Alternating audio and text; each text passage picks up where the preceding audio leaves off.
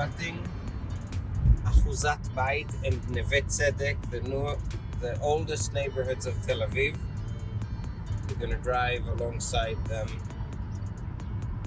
and see from a bit closer how things are. In front of us is the Shalom Tower, and 25 years ago this was the tallest building in Israel. So things have changed significantly since. Now we're turning into Rothschild Boulevard. This is the first boulevard of Tel Aviv.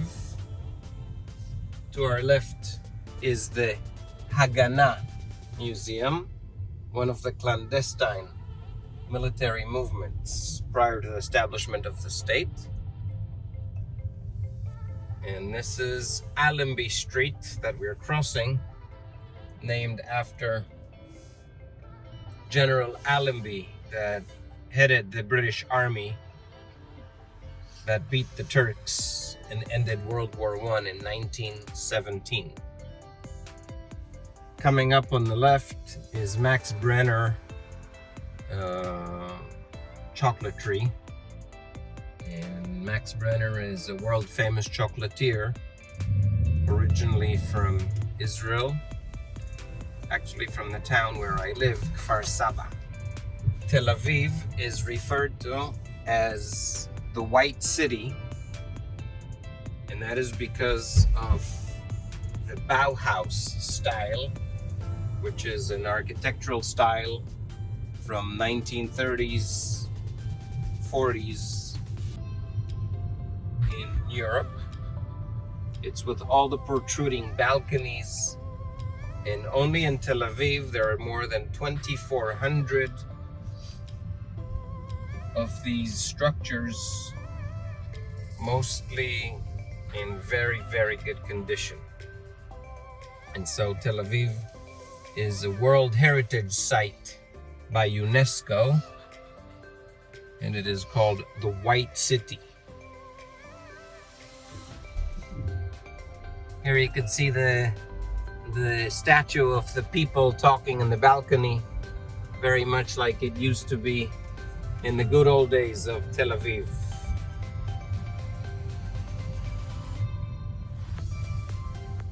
Tel Aviv is the first entirely Jewish city that was founded in 1909 by a group of Jews from Jaffa that were sick and tired of the ill treatment they were getting from the Arabs. So they decided to leave the protection of the walls and go out to the sand dunes to the north, and they founded Tel Aviv, which is, like I said, the first entirely city that is all Jewish, entirely Jewish city that was founded. And also the name Tel means something very ancient, an artificial hill made out of layers of civilization, whereas Aviv in Hebrew means spring. So some say that it's the hill of spring, but actually it is based on Theodor Herzl's book, which is called Alt Neuland, the old new country. And the symbolism of it is that the old and the new come together. Over here we see the auditorium in front of us, and Abima National Theater.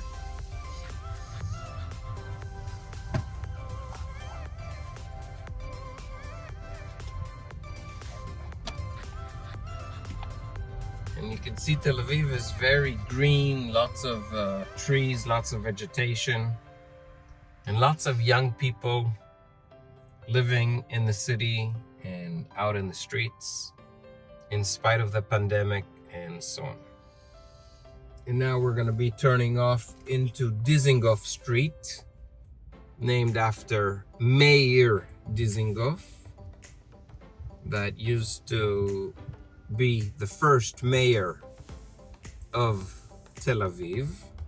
And he was the one that headed the group of people that headed out of Jaffa and founded Tel Aviv.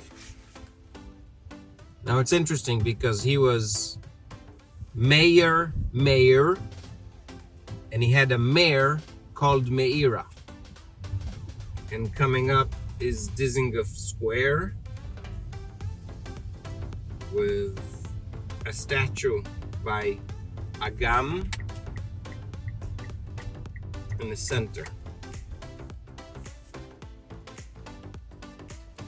This statue originally used to be different colors, and it used to turn each layer in different direction with fire and water out of it at the same time. It was quite nice. It's been changed since, as have many of the things. Okay, this is the municipality of Tel Aviv, Jaffa. And just in front of us is what is referred to as Rabin's Square. And in 1995, just on the bridge that we're going under right now, there was a very big peace rally. And at the end of it, Rabin came down the steps that are to our left. And right there, he was assassinated by a man that opposed his political views. And here you can see this is one of the places where people could get a vaccine for COVID-19. Israel right now has more than 50% of the population already fully vaccinated, and 85% of the over 60 population. This is the street that is called Ibn Gvirol, a Spanish Jewish writer from the 15th century. And we're going to be passing by the Center for Performing Arts and Fine Arts Conservatorium, Camera Theater, the opera, shortly, as soon as things start moving around here. So on the left coming up is the Tel Aviv Performing Arts Center, and the opera and the Camera Theater and auditoriums. Whereas here on the right, this is the headquarters of Israeli military and Ministry of Defense. On the left we see the Tel Aviv Art Museum. Coming up on the left, this is the courthouse. And we have several buildings over here, each one shaped differently and each one named after a different continent. So here, for example, we're seeing Europe House, this is America House, there's Asia, and so on.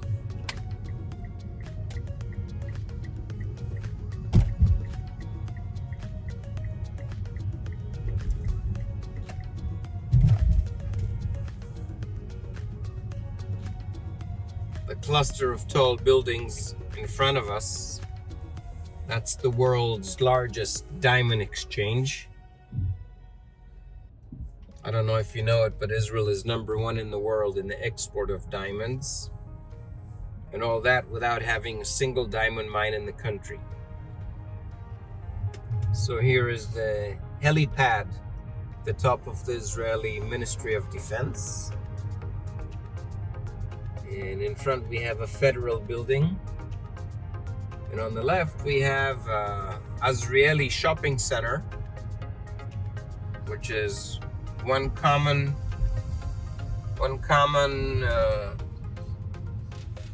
base of 3 stories. That's the mall. And 3 towers, a circular, triangular, and a square one surging out of them. And then we're going to turn right here and going to an area of Tel Aviv that is called Sharona or Sarona. And this is an area where Templar Germans used to live. All these houses that we're seeing here on the left, they used to be Templar structures. And about 15 years ago, they had to widen the street. And so they did an amazing project, and they moved all of these structures 100 meters to the left, including the foundations. Very, very huge project. And now it's a beautiful area. The Sarona market, lots of stores and stuff like that. Just south of us, in front, is Old Jaffa. Here on the left we could see the Dan Tel Aviv Hotel, and the facade of it is work of art by Yaakov Agam, one of our national artists.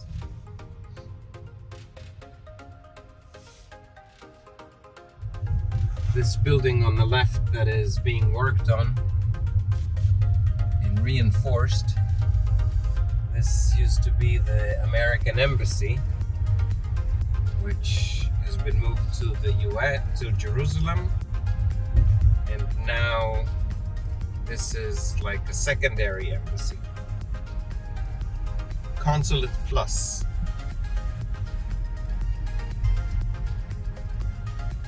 Here on the left we see the Opera Tower.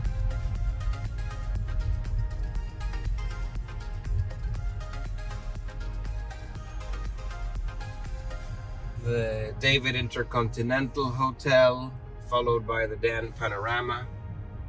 The Dan Panorama actually has been converted to a COVID hotel, where people that come from abroad stay here, you know, while they're in quarantine.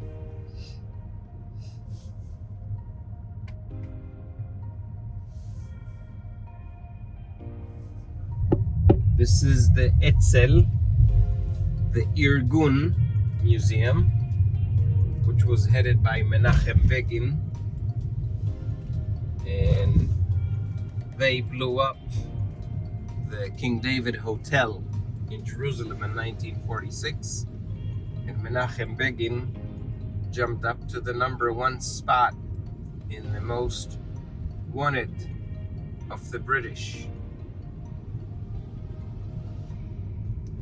Now we're approaching Old Jaffa, and we can see the clock tower in front. This is one of 3 towers that were built in 1906 so as to commemorate 30 years of the reign of Sultan Abdul al-Hamid.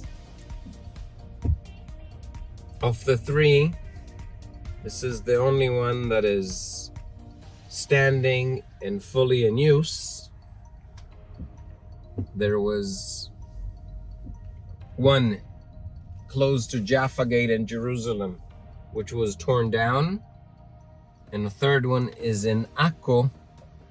The tower still exists, but the clock is no longer functional. And just in front of us we have here the Setai Hotel of Tel Aviv. Very, very fancy, very nice hotel. It's actually a former clinic that was restored and is now a beautiful little hotel.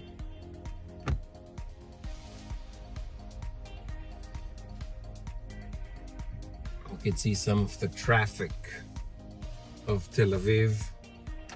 I don't know if you know it, but Israel is the densest country in the world of vehicles per kilometer of road. We have 9.8 million people living in this country and over 7 million vehicles in the vehicular pool. So really it's tight up here. In front of us you can see what is referred to as the Wishing Bridge, or the Bridge of Wishes, and there's the different signs of the zodiac, and legend says that everybody goes and stands next to his sign, holds it with both hands, expresses a wish, and that wish will come true. Just here on the left we see St. Peter's Church. Here on the left you can see a bakery that is open 24/7, 356 days a year. Not 365, 356. And which are the days that it's closed? It's closed on Pesach, on Passover, and on Yom Kippur. The name of this bakery is Abulafia, and it is owned by an Arab. So how come he's closed for Passover and Yom Kippur? Out of respect for the Jewish people that surround him. And what happens is that Abulafia was one of the new immigrants that came here from Tunisia, a Jew, and they had an Arab employee, and when the head of the family passed away, the employee asked if he could use their name and open a bakery. And this is a famous bakery. It's always full of people. And now it's got several branches. But to this day, the guy donates money to the Israeli military and is very respectful of the Jewish faith.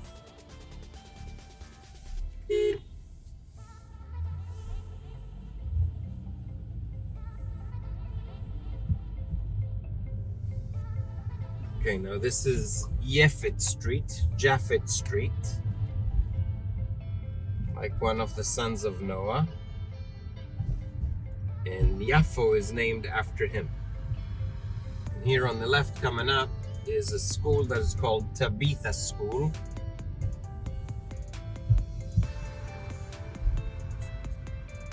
Tabitha School, which is named after the young girl that had passed away, and they summoned Peter out to Lydda in order to summon him to bring him to Jaffa to resurrect her.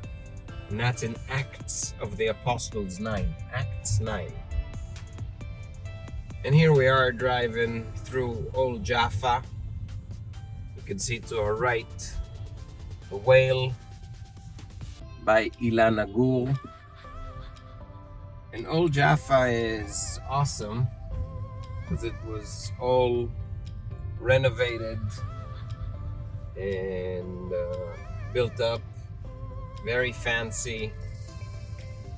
Lots of artists that live around here. Lots of galleries and studios and ateliers.